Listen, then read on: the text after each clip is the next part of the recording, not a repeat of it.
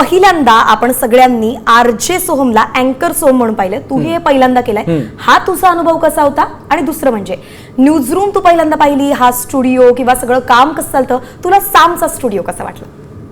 मला आता थोडंसं हलकं वाटलं जेव्हा त्यांनी विचारलं, कारण मी इतके असा फुल असा कॉन्शियसली बसलो होतो की आता बरोबर बोलायचं आहे. बरोबर मला असं वाटतं ना, सोशल मीडियावरती बोलणं फार सोपं आहे, कारण आम्ही कसं एकदा रिटेक करू शकतो किंवा चूक जरी झाली ना तरी ती अशी ठीक आहे भाऊ मस्करीतच बोलला असेल.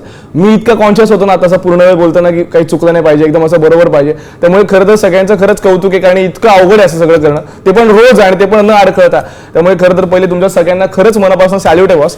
आणि मला असं वाटतं की सामच्या स्टुडिओमधून मला इतकी मजा आली, मी तसं लवकर आलो, म्हणजे मला 3-4 तास झाले, पण मी बाहेर सगळ्यांची गप्पा मारल्या, त्याच्यानंतर 2-3 नवीन मित्र पण झाले माझ्या एवढ्यातल्या एवढ्यात. खूप लोक नाशिकचे ते पण मला कळलं, त्यामुळे मला जर अजून एनर्जी आली.